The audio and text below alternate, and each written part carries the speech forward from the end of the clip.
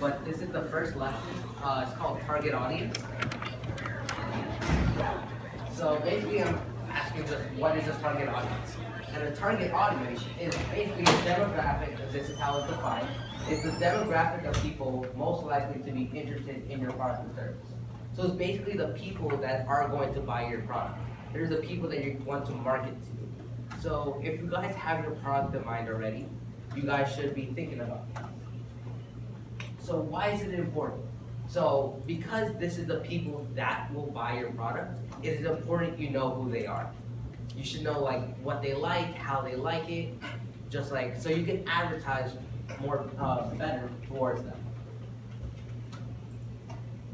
So now you just have to figure out what is your target audience. So your target audience is you have to ask yourself these questions. The first question is who will buy this product? So Jeremiah, you want to start answer this first question? Well, maybe he should introduce what exactly his project is to the class, and then he can go into it. All right. So let's say you have a product where you're selling books about old age. Who do you think is gonna buy it? Old people. Old people. Yeah. And what age group will most likely buy it? Elderly. And is it meant for like one part of the world, like only America, or is it meant for any part of the world? Any part of it. Yeah. So that's how you do target audience. You think of your product and just ask who will buy it, what age group, and what part of the world if it can't be sold at certain price. And that's basically all about target audience. So this is the first lesson, and I'll be moving to the second lesson because this is a very short lesson. So any questions? I think I might have moved too fast, but anyone have any questions? Does it change the age? Because you know how like with each generation, violence and like sexuality is becoming more like frequent in the media. So is it like something you have to consider as you keep those age ranges? So usually, like an example would be video games, or I would say just for an example, League of Legends. So League of Legends itself was first made for teens and all that. Yeah. But the demographic, because they got older, they carried on with it. Usually, if you can get a good product, like let's say soap, and people buy that product, they would carry on with that same product. Does that make sense? So what happens, like for example, Pokemon games, right? What happens when they don't carry on and people start losing interest, like the older generation? If that happens, you would see just like you wouldn't. I don't know if you do or not, but like you wouldn't play like with a baby's toys or anything. It's made for certain people. So let's say you were talking about Pokemon games. I don't think that's between like 5 and 18 usually. Yeah. And usually when you become past 18, you usually don't play it, but there's still people that do. That means it will stick to that certain age, and so you just target towards that age group. Any other questions about target audience? Got it? All right. So I'll be Mississippi Queen, if you know what I mean. Mississippi Queen, she taught me everything. brand. So when you want to have a brand, like anyone can name a brand. Anyone know a brand that you know of? Like anything such as, I don't know, like Johnson & Johnson's, Apple. You guys know, they're a brand. They're a company, they're a brand. You know they're like their symbol, or like Apple is an apple and stuff like that. You know like what they are. That's what a brand is. And to do that, they created a brand image. So it's how they want to be. You can just speak to the back. Oh, it's really not that loud. Well, no, I'm just saying, maybe you scream it so that, just to make sure that it can be heard. It's how they want it. Like screaming this, like a brand image is. Alright. A brand image is how they want to be portrayed to the public. So, I gave an example about Tesla. You guys probably should know about Tesla. They want to be seen as futuristic. So they're going for new technology such as like electric cars, solar energy, better batteries, and better AI. So by doing this, they normally don't advertise, if you guys don't know this. They actually save the money and actually do it through word of mouth, which is something I get into later, but I don't think your products would be able to do this unless you guys get a social media kind of company, such as like Facebook. Facebook spread through word of mouth, and then they got into advertising. So word choice, which is the title of this presentation, how does that play a role? Word choice is actually one of the most powerful things. Words can actually influence a person's mind completely. By using different words, you can actually get a person to think of different things. And so what you want to be focusing on is choosing the best words to describe it. You don't want to be boring. Boring is not attractive. You want to get you want to get something where people are like, wow, that's new, that's innovative, whatever you want to be seen as. If you want to be seen like fun, like with Jeremiah's board game, you can be using words such as like exciting, or like something to like be, so it shows like emotion. You want to be able to connect with it. Are you here for ModIT? Yeah. Awesome, man. All right. So, yeah, just take a seat. This is a lesson about FEMO, financial engineering. He's talking about word choice right now. Yeah, we talked about target audience, who your product will be targeted to. And now we'll be talking about word choice. Yeah, don't worry, we recorded it, so Yeah. hopefully it turned out well. So the first brand we'll be talking about is Clarity. Do you guys all know about Clarity? All know about that? The allergy girl? So the question I have posed is, why don't you buy a generic brand allergy pill instead of Clarity? Takers. Yes.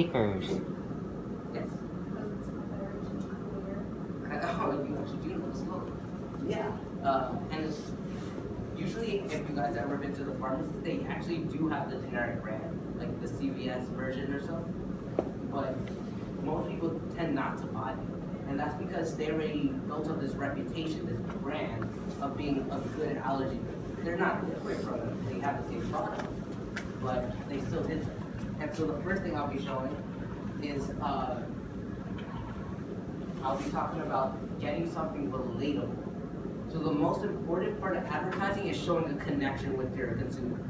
If you build up that connection, that bond with your consumer, the person will be more inclined to buy your product than, let's say, the generic allergy brand.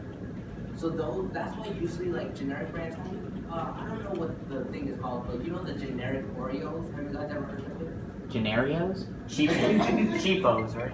It was like Hydra. They actually came first, Oreo copied them. Yeah. Oh, that's awesome. It was the original brand, but then Yeah, Oreo Oreos is a knockoff. yeah, Oreos is knockoff, but they're pretty good at like getting people to buy the product. They actually put more sugar. Yeah. More diabetes. More diabetes. So if a person feels like the product is for them, you create a bond, you get them to buy your product, and they'll most likely keep buying your product. Oh, so it's kind of like, you know, with, like I only trust this product and its reliability instead of like going with the generic product, which is probably just as good. Yeah, you tend to, usually as consumers, you tend to buy the same product, let's say soap, over and over again. This isn't for everyone, but it is for most. So the first commercial, I don't know if you guys know about this, but the Marlboro Man. Yes. Anyone know about this? Is it a cigarette company? Yeah, the cigarette company. And this is actually the most innovative commercial. It was like crazy for its time. It was the first one to actually use branding. Back in like I think the 1930s or so, they would like focus more on like, oh, my thing has this. Oh, it is good. But now we have the Marlboro commercial. Less cancer from all the smoke. Justin. Huh. It's banned? Wow. Is it a red band? Well, that's nice. So, oh, sure. Wait, no, try to find something else. And YouTube is blocked, so we How can't. about Google Images? How about we act it out?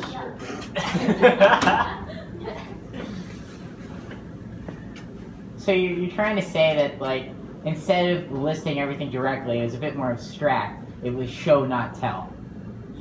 It's not even about show not tell. It's about more about connecting. Like if you know about gaming, most gaming computers, it will be a lot of telling. Oh, my computer runs at like 750 whatever, or like it can do this, it can do that. Oh, look at the stylishness. So it depends on what product you actually have. Sure. So I'm gonna. Oh, it works on Jeremiah's computer. Is it 1966? So you said 30s, but. Oh no, I'm just talking about like before the Marlboro ad. Oh, okay. So this is the Marlboro Man. I don't know if you guys know, but yeah. So he's basically like a cowboy, a guy who's like adventurous. They actually did not talk for most of the commercial. It's like a minute and a half commercial. They didn't talk until like the last like 10 seconds. But it was just showing him doing his daily activities. It was basically showing a connection to the average person. Oh, not everyone's a cowboy, but like it was just like the person felt more like them. If they feel more like them, they're more inclined to buy it. Because it's like, oh, you know, just like me. It's like your friend. Like if your friend does something and you feel like, oh, Are you- nod your head. What? No, I saw you were like pointing at me, and I was like, what is he going to use as an example? Like, what do you? So if you were to jump off a bridge, the bridge would join in too? Oh, they banned all the. Oh, seriously? Yeah. Alright. So this doesn't even look close to any of them. So I'm guessing this is your time to improvise, Devin. You want me to try to? No, I meant find another commercial, Devin. I don't want you to be the Marlboro Man. Oh my God. Wait, can we just get you a cowboy hat and just You know what? I actually have another advertisement. Okay, that's great. Advertisement. Oh no. It's not that one. It's not. Okay, yeah, let's see. It's Alright, the so Claritin one? Yeah, this is the Claritin advertisement. Claritin Clear, okay. Wait, is there sound in this? Wait, check the computer itself. In the way. Alright. Woo! That's clarity and clear. Yeah, so this is a commercial from Claritin in 2011. Hopefully at the top. So, I had the Marlboro Man to focus on images and how that related, but, I guess we can't see the Marlboro So Man. if you want to sell drugs, this is the commercial for you. Yeah, actually, Pharmaceuticals, uh, of course. Copy of this. Yeah. They don't have Is that about the guy? Marlboro. Yeah. Isn't like the point to create this man that you basically want to become? So you basically want a role model, like you want to become him because it's so cool and like your role was to like Yeah, it's just like, it aligned with people's expectations or their wants. So they felt like if you did this, you become this. It also showed like, oh, I could possibly do this. If you make it unrealistic, people are not gonna be like, oh yeah, I can become like this man, this cool man, through cigarettes, which actually made no sense, but you know, I guess. Well, no sense from a 21st century time period now that we know it causes cancer, but back then...